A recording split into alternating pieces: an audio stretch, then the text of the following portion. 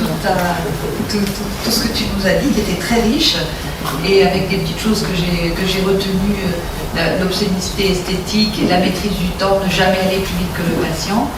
Et pour tout cela, je vais laisser un droit de réponse à Véronique, si elle le souhaite, avant d'entamer un tout petit temps de discussion à trois.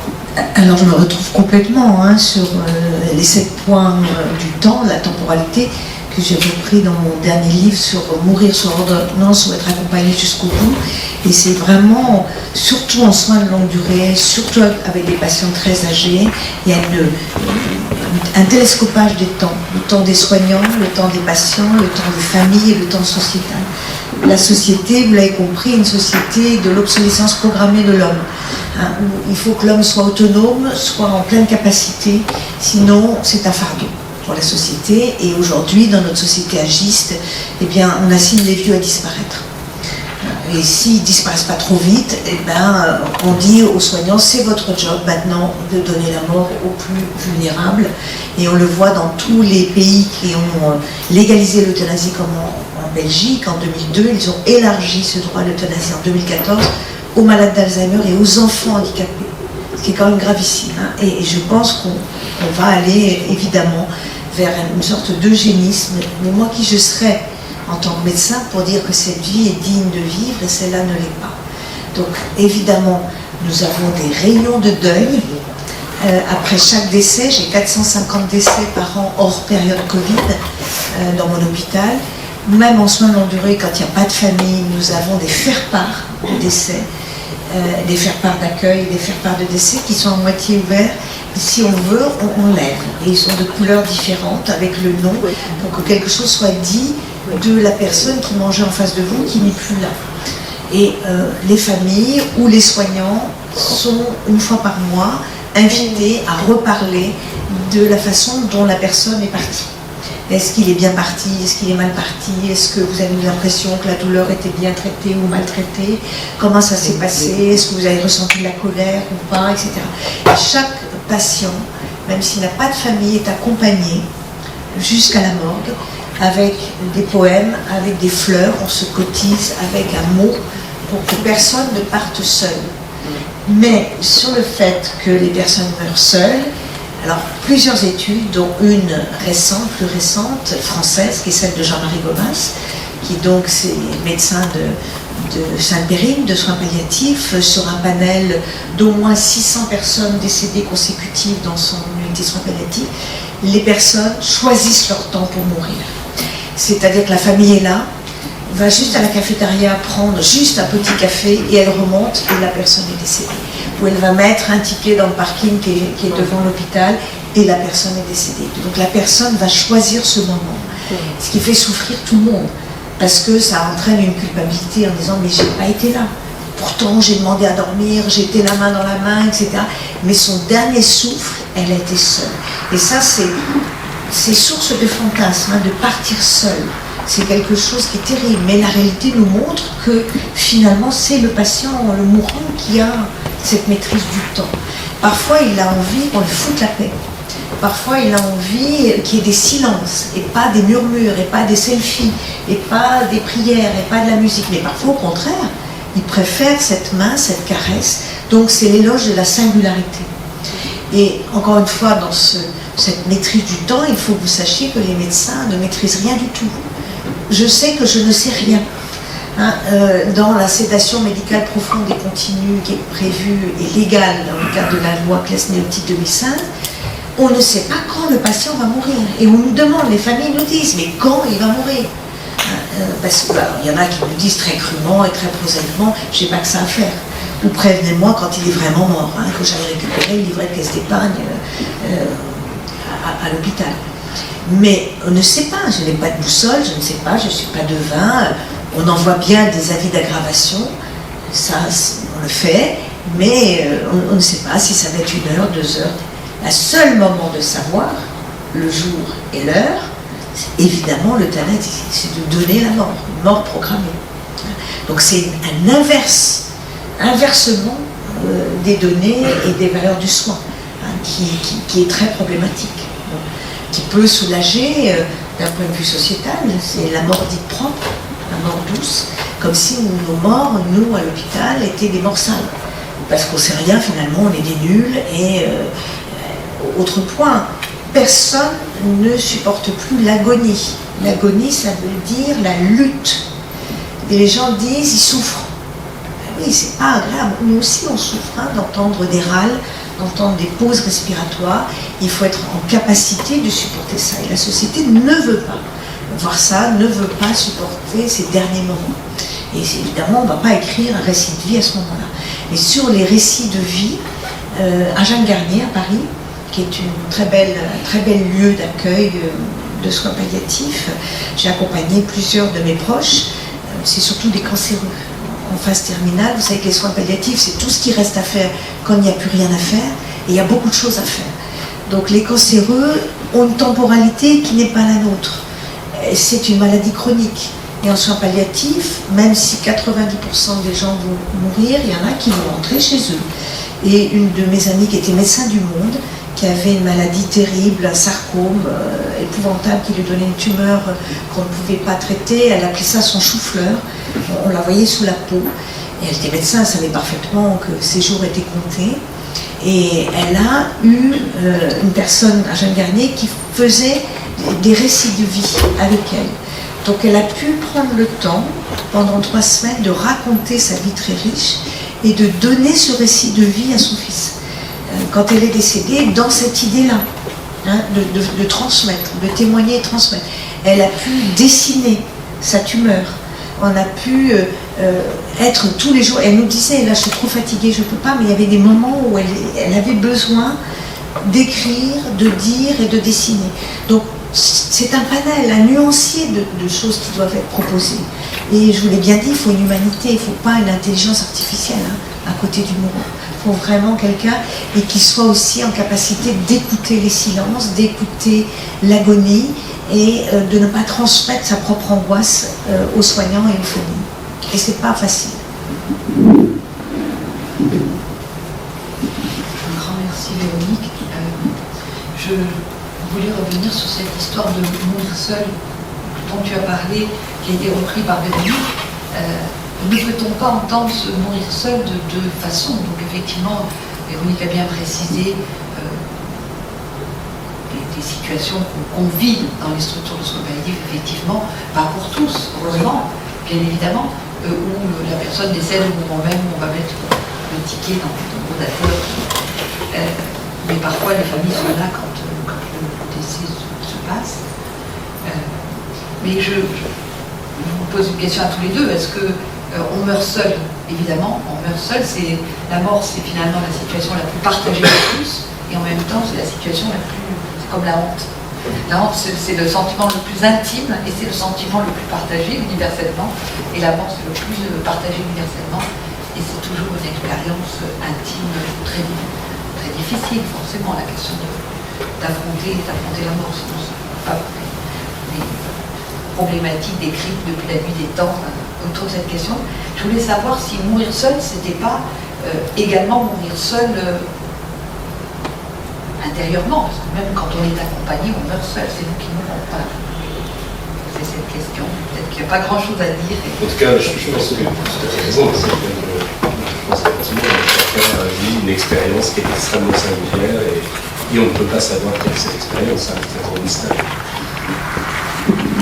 Alors il y a souvent cette notion de lâcher prise.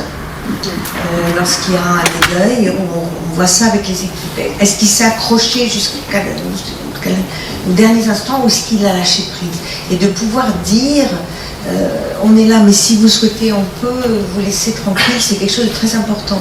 Et j'ai accompagné un de mes collègues qui est mort dans notre service. On a travaillé 15 ans, personne n'en voulait, il avait un cancer gravissime et surtout un frère psychotique dont personne ne voulait prendre soin.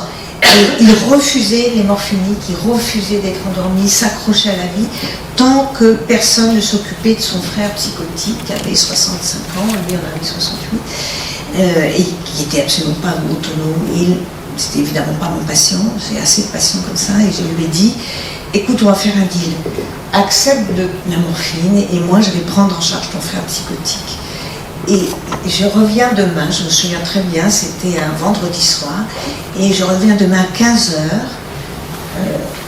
Attends-moi. Je suis revenue à 15h, le frère psychotique tournait en boucle, complètement délirant autour du lit de son frère, parlant de la chaudière Frisquet, enfin, complètement à côté de la plaque, délirant. Et je dis au frère psychotique, écoutez, là il fait des pauses, il va mourir. Alors le frère dit, mais vous auriez pu me prévenir. Je dis, voilà, maintenant, il vient de rendre son dernier souffle.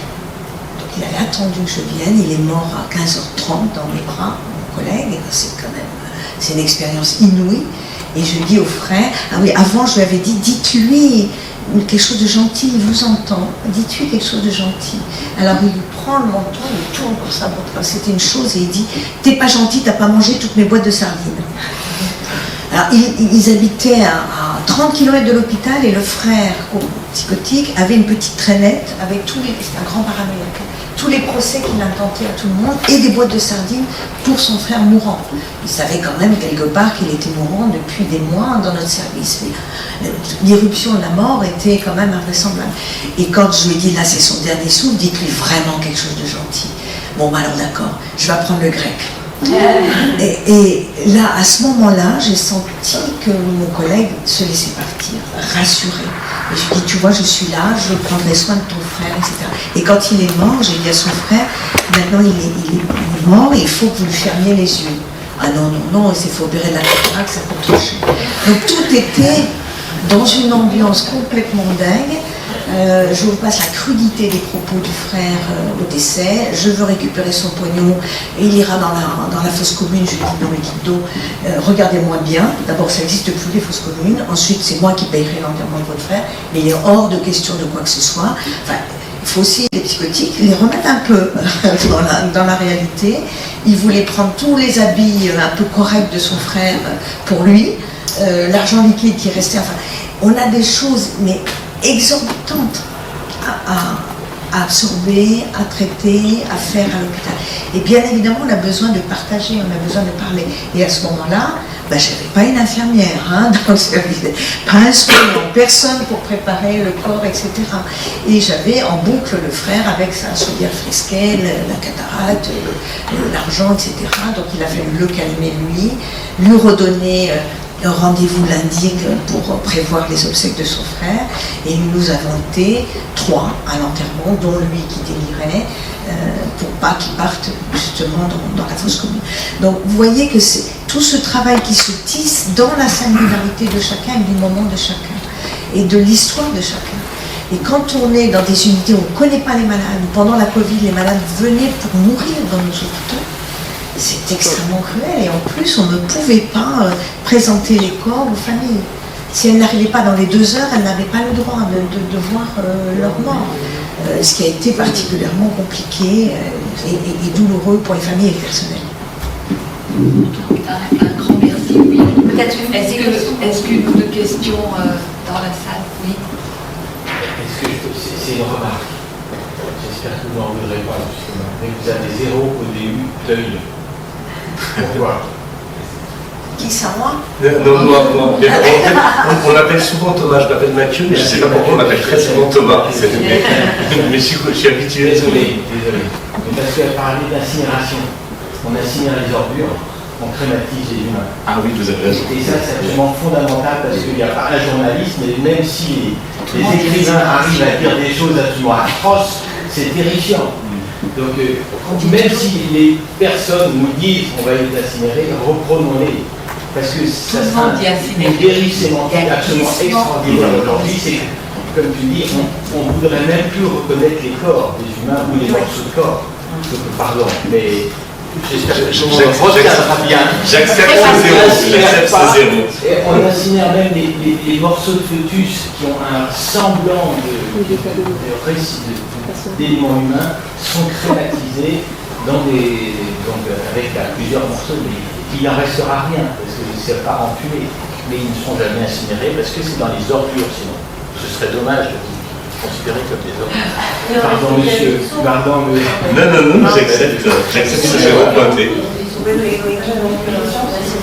Par rapport aux directives anticipées, ce que vous avez dit, Mathieu, la troisième étape, c'est qu'on doit. Oui, mais puisqu'on aimerait recommencer à zéro, donc reprendre à zéro. Et on avait même une quatrième étape où on voulait qu'il y ait un lien avec quelqu'un qui travaillait au cabinet du ministre de la Santé pour voir au niveau législatif qu'est-ce qu'on pouvait en déduire de tout ça. D'accord. Mais oui, en fait, avec Michel, on a très envie de relancer le projet Les directives anticipées. Sur les directives anticipées. C'est super intéressant. Il faut j'y pensais, il faudrait qu'on le fasse sur bien sûr. Avec Michel, on serait ravis que ça puisse se faire. Sur la question des directives anticipées, justement, ce que tu parlais des ajustements, sur la temporalité de la directive anticipée, ça peut être choisi finalement assez jeune, de ce qu'on projette, si vous avez quelque chose, on change. La maladie transforme. Et nos étudiants, l'année dernière, chez nous, formation masso-kinésithérapie, en troisième année, on a le docteur Paternos, qui sait très bien qu'il y a échangé sur les soins palliatifs avec les étudiants, les directives anticipées, etc. Et se poser la question l'année dernière avec le cumul, suicide assisté, euthanasie, etc. Et on parlait des directives anticipées et les étudiants sont restés un peu parce qu'ils disaient, ben oui, mais si la personne a dit qu'en dessous d'un certain MMS, un certain degré de démence, il voulait pouvoir partir, pourquoi on les en empêcherait? Et M. Paternos, en fait, évoquait le fait que, ben oui, mais moi, ces personnes démentes, je les ai en face de moi. Et quand je leur demande si elles sont heureuses, si elles ont envie, elles me disent oui. Pourquoi alors la parole de cette personne ne serait plus entendable, pas entendable, face aux directives qu'elle avait pu donner quand elle n'était pas démente? Voilà. Et cet ajustement et la temporalité de l'ajustement, je trouve qu'elle est très difficile parce qu'effectivement, alors quand au niveau cognitif, on va dire, tout va bien, on respecte la parole, l'entente de cette parole qui évolue par les familles et les soignants, elle se fait peut-être plus facilement, mais quand la personne devient plus vulnérable, qu'on a des troubles cognitifs, c'est compliqué à gérer, je pense, effectivement. Alors, les directives anticipées, aucune de mes personnes âgées n'en rédige, elles n'en rédigent pas. Même pas, elles n'ont absolument rien rédigé du tout. Ça se pose surtout en réanimation. Il y a les limitations d'arrêt de traitement, pas du tout en gériatrie. Et qu'est-ce qu'on trouve? C'est complètement formel. Si je ne veux pas aller en réanimation, je ne veux pas ci, je ne veux pas ça. Mais moi, je n'ai pas rédigé mes directives anticipées. Parce que je ne sais pas quoi mettre dedans. Et j'ai confiance dans mes collègues. Je sais bien que Véronique ne va pas s'acharner, ne va pas être dans une obstination déraisonnable. Si vous avez décidé de venir à Bordeaux. Voilà, vous l'avez compris. Donc, vous voyez, il y a à la fois, on va diriger les médecins, on va leur dire, ça veut dire qu'il y a déjà une perte de confiance. Je veux dire que c'est un faux, pour moi, c'est vraiment un cotère sur une jambe de bois. Je préfère beaucoup la façon dont vous envisagez ce récit, qui est dans un climat de confiance, qui est dans le récit de ma vie. Voilà, j'ai vécu comme ça, voilà que je souhaiterais. Mais on change complètement d'avis. Et les malades d'Alzheimer perdent 50 ans de leur vie. Donc bien évidemment, ils présentifient leur passé, ils se vivent comme ayant 20 ans. C'est pour ça qu'ils crient papa, maman au secours. Ils ont envie de vivre. Ils ont dansé toute la nuit. Moi j'ai une patiente qui me dit, je dis, mais qu'est-ce que vous voyez? Mon enfant, j'ai accouché cette nuit, mais vous avez quel âge? 20 ans. Non, je crois un petit peu plus. Bon, alors 26. Non. Donc vous voyez, on n'est pas du tout dans la même temporalité. Mais en réanimation, c'est le très beau livre de Maëlys de Carangal, c'est Réparer les vivants. Là, vous avez une temporalité extrêmement contrainte d'un jeune qui meurt et on va essayer de récupérer les organes pour 5 personnes qui attendent un rein, un corps poumon, etc. Donc c'est très compliqué pour les parents de voir leur enfant, parce que prélever les organes, ça veut dire qu'il est vraiment mort, alors qu'il est mis sous respiration artificielle. On a l'impression qu'il vit. Ça, il se noue dans cette temporalité très restreinte, quelque chose de très, très, très fort. Une dernière question. Oui, alors je voulais poser une question et faire une remarque. Donc la question, ça serait la temporalité et puis les lieux. Parce que j'ai trouvé cette idée intéressante. Nous avons créé une coopérative funéraire à Bordeaux. Et puis dans notre coopérative, nous avons pensé beaucoup les lieux, parce qu'on sait que quand les gens sont en fin de vie ou quand ils vont mourir, ils ont une attention très particulière à l'esthétique, au lieu, à l'espace.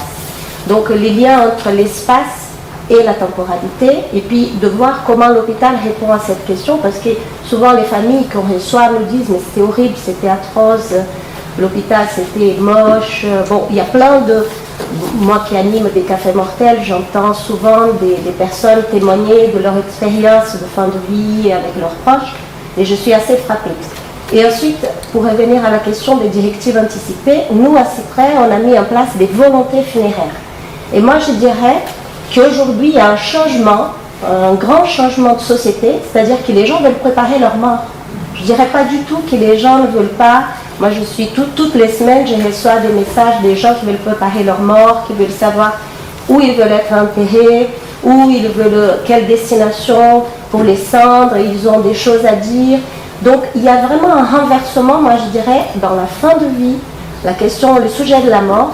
Et je pense que ce sujet mériterait d'être, voilà, je ne sais pas dans quelle mesure vous observez ces changements. Donc nous, en tout cas, société civile, hein, parce que nous sommes des citoyens, qui ont créé une coopérative, et on entend des personnes, et puis on entend de plus en plus. En tout cas, à mon avis, par rapport aux directives anticipées, il y a deux façons de voir les choses. Soit se dire que c'est un moment important pour la personne lorsqu'elle écrit ces directives anticipées, et ce qui compte, c'est pas tant ce qu'on en fera, mais le moment présent où la personne prend le pouvoir d'écrire quelque chose, ou est-ce qu'on considère que c'est un petit peu un outil juridique qui permettra d'être carré au niveau juridique. Et je pense qu'aujourd'hui, on anticipe plutôt les directives anticipées comme un élément juridique, donc on est dans le contexte de la judiciarisation de la santé qui, à mon avis, pose problème. Or, par rapport aux directives anticipées, le plus important, c'est le moment présent, le moment où la personne écrit quelque chose. Et il y avait d'ailleurs un médecin lors de l'étape numéro 2 qui nous disait, honnêtement, quelles que soient les directives anticipées, on prend la meilleure décision. C'est pas en fonction des directives anticipées. Je sais pas si c'est vrai ou c'est faux, mais voilà. C'est vrai qu'il faut les renseigner. Il faut voir s'il y en a eu et on ne prend pas la décision seule. C'est une décision qui doit être collégiale. Et sur le plan juridique, quand même, puis on va peut-être arrêter là. Encore une dernière question. Oui, bon, une dernière question, je dis juste, sur le plan juridique, quand même, les directives anticipées relativement à la loi Leonetti, dans la loi Claes-Leonetti, elles sont contraignantes pour le médecin, sauf en cas d'urgence ou si elles sont manifestement inappropriées. Pour les malades dépressifs qui ont fait une tentative de suicide, par exemple. La personne qui me... Je ne sais pas, il n'y a pas encore une question? Alors, aussi, à part, c'est pour rappeler que ça pose la question d'autonomie du patient. Les directives anticipées ne peuvent s'appliquer que quand la personne est incapable de dire quelque chose. Dès lors que l'autonomie du patient lui permettrait de dire, que ce soit Alzheimer ou pas, quelque chose, les directives anticipées ne peuvent pas être prises en compte. Donc il faut bien comprendre que les directives anticipées, c'est quand on est complètement inconscient. Une personne Alzheimer ou même démente ou psychotique, elle ne peut pas dire, on ne peut pas se servir des directives anticipées contre elle, même si son propos paraît délirant. Donc attention, dans vos propos tout à l'heure, la question c'était par rapport à ce qui se projetait dans le texte de loi par rapport à la demande de suicide assisté ou d'euthanasie. Si moi, à nouveau, ayant travaillé en gériatrie, je me dis, je ne veux pas faire vivre à ma famille, par exemple, ce que j'ai pu observer. Et donc, je choisis de dire qu'en dessous d'un certain MMS, je préférerais. Voilà. Et dans ce cas-là, et c'est pour ça que M. Barthernos renvoyait pour la réflexion des étudiants, à leur dire oui, mais quand vous serez dans cet état-là, il y a des patients et ils sont contents de vivre. Donc peut-être que ce que vous aurez écrit plus jeune ne correspondra plus à vos volontés à ce moment-là. Il se posera la question de est-ce qu'on vous écoute ou pas, vous êtes des noms. Mais il y a quelqu'un il y a quelqu'un qui a répondu à ça, un jeune, qui a dit c'est un pari et on doit prendre en compte mon pari. Il a dit ça. Moi je le veux maintenant, je suis conscient, je ne veux pas être dans cet état-là, même si je le veux quand je serai dans cet état-là, c'est un pari donc je le veux. Oui, mais on ne peut pas vous le dire. Non, mais je sais bien, Oui, Alain, pardon, Alain. Alain, qu'est-ce que dit? Non, mais effectivement, aujourd'hui, la directive anticipée, c'est quand on est inconscient. qu'à cause de la loi, il y a une nouvelle perspective et que les directives anticipées auraient un autre rôle, pour l'instant c'est inconditionnel, il faut déjà que la loi soit passée, que éventuellement dans la loi, on s'occupe, on fasse attention à ce genre d'écriture, parce que là ça deviendrait un peu dantesque, parce que sinon... Le Conseil constitutionnel s'est déjà prononcé sur les directives anticipées de quelqu'un manifestement psychotique, déprimé. Oui, mais en France aussi, sur une famille qui a porté plainte en disant il avait dit qu'il ne voulait pas être animé, etc. Il en a fait l'inverse. Puis non, elle n'était pas recevable. Elle n'était pas recevable. Un très très grand merci. Oui, bravo.